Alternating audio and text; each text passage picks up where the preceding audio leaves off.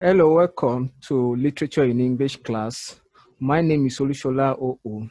So in our last class, we discussed the definition of literature by different scholars. Then we also examined the classification and the forms of literature. So this afternoon, we be discussing two principal concepts. One, the functions of literature. Then two, we'll be talking about literary terms. Although time will not permit us to discuss all the literary terms today, so in our next class, we shall also discuss others or discuss more. So one of the functions of literature is that literature serves as a means of education. This means that literature educates us. Literature educates the people. Literature educates the society. And this is done by reading books or texts written by different scholars, different writers, different authors, different novelists, playwrights, poets, and so on and so forth.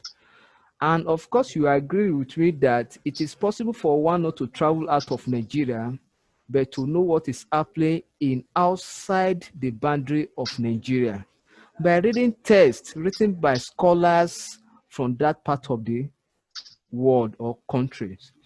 For example, in literature, we have what we call African play and not African play. So if you want to know what is happening outside African environment, you can read texts written by whites and so on and so forth. Then we also say literature performs the purpose of entertainment. So if we marry the first function of literature with the second function of literature, gives us what we call edutainment function. Education, entertainment. So literature performs this hybrid function, edutainment. So literature, by the time we watch a particular movie, in the course of watching that movie, we are entertaining ourselves or you are entertaining yourself.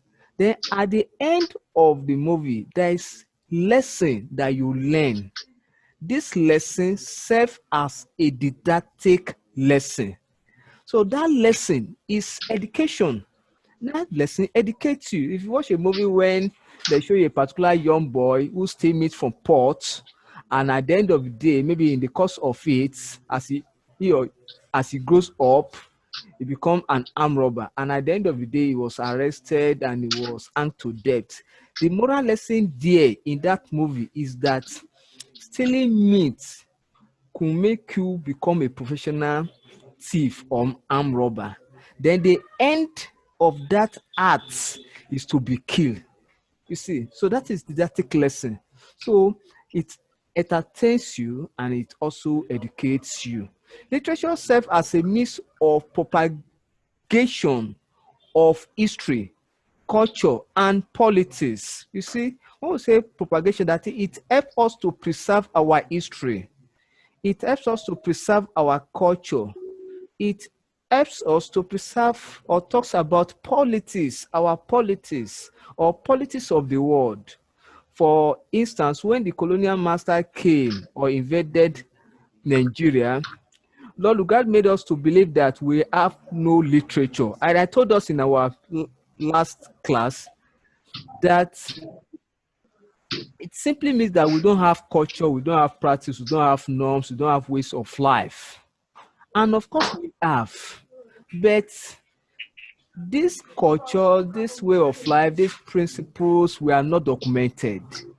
So when the idea of writing came into Africa, the first African writers, people like late Professor Shenu Achebe, Professor Wole Soyinka, J.P. Clark, late Professor Kofi Awono of blessed memory in Ghana, the first set of books they wrote centers on African history, centers on African culture, centers on African way of life. Even our politics then, that the colonial master tagged primitive or barbaric. So we tell them that we have this. So literature helps us to preserve history. So if you read the poem written by J.P. Clark, We Have Come Home. If you read Abiku talks about the Yoruba man culture. It was a poem written by Wole Soyinka as well. Then to cap it up, also J.P. Clark also wrote a poem called Abiku. Also, then if you read a book like a drama book like The Lion and the Joy by Professor Olu, it talks about the culture of the Yoruba man. If you read Things Fall Apart, it talks about the culture of the Yoruba man. If you read The Passport of Mala Ila, it talks about the Hausa man's culture. So literature preserve history, cultures, politics, and so on and so on. The literature also serves as a means of informing the society. Yes, you agree with me, quote and unquote, that no society is absolutely perfect or absolutely complete. So we learn from one society and from other society and one society and other society, one society and other society, and so on and so forth. So literature helps us to be informed. And of course, there is this adage in Africa that if you are not informed, you are disinformed. It means that you don't know what is happening in the society. You don't even know what is happening in your environment. You don't even know what is happening in your community. So to be informed, and that's where the word literature originated from, literature, means to be able to read and write. So if you are not literate, it means that you are not informed. You don't know what is happening in your society and so on and so forth. The literature also teaches moral lessons, didactic lesson that will help one in life, lessons that will shape one's behavior, lesson that will shape one's attitude and attitudinal character, and so on and so forth. So literature, to cap it up, literature teaches didactic lessons. So let's quickly look at the second phase of our topic, which is literary terms or literary figures. The first one I want us to consider is simile. Simile is an indirect comparison.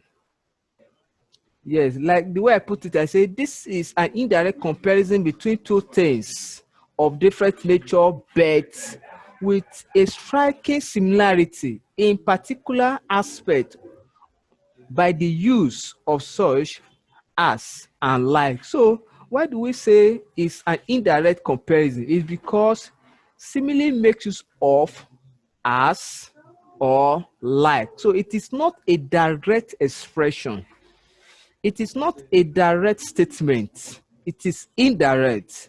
And we say whatever you want to compare in the class of simile must come from different nature or different class. That is, they must belong to different class. Let us look at examples. The example one here is that your love is as sweet as honey. Your love is as sweet as honey. You see, the word there, love, belongs to a different class. Then the word honey belongs to a different class. Love belongs to abstract noun. Honey belongs to thing, which is concrete noun. Two different nature, different class, but we compare them. The striking similarity we are talking about here is that the nature of the love we are talking about is that it has the sweetness of honey. It has the sweetness of what? Honey. That is, the love is so sweet. That's what we are trying to say here. Or that is what the speaker is trying to express by using this clause as sweet as honey. That is example two help our understanding. Grace is like a dove. You see it? We do not say Grace is a dove. We say it's like a dove. So she is like a dove. Grace is like a dove. So it is not a direct statement, it's an indirect statement. Now, you see, Grace belongs to a different class. Dove belongs to a different class. The class that Grace belongs to is the human being class. That is human being. That is proper noun. Then the class that dove belongs to is animal. Two different class, different natures. But the similarity they share, or the property that Grace share, is by nature, dove is a peace bird, very peaceful bird. So it means that Grace is a peaceful fellow. So Grace share the property of dove because dove is one of the peaceful birds that one can point to in the universe or in the world. The example 3. My shoes are as black as charcoal. You see, shoe is a noun, charcoal is a noun, but they belong to different class. And the property of charcoal is that charcoal is dark in nature. Then this means that the shoe that the speaker is making reference to is very black, very dark. Or let's say a literature teacher is like a charcoal. You see it now. A literature teacher is like a charcoal. Originally, the man is not a charcoal, he's a human being. Then charcoal belongs to the class of thing or object. But the characteristic of a charcoal that is obvious is black or dark. That is dark. Charcoal is very dark. So this means that the literature master in this content is very black or very dark in complexion. So that is what we are saying. So that is all for simile. Now let's quickly look at another literary term, metaphor. That is what I want to talk about now. Metaphor. You see, metaphor and simile are used for comparison. So you must be very careful in exam. It simply means that you must open your ego minds. Then you understand the content of the question, what the question wants from you. Metaphor, unlike simile, metaphor is a direct comparison. But we say simile is an indirect, then metaphor is a direct comparison of two things or objects that shares different nature but have striking similarity also. So we must make sure that what we want to compare metamorphose from different classes or different nature. Let's consider these examples.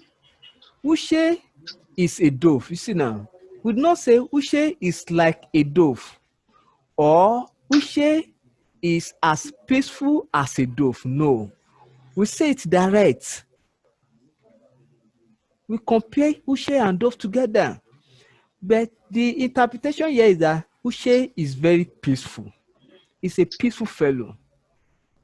Example 2, Benga is a lion on the field. Or we can say that Benga is a lion in the battlefield. What is the characteristic of a lion?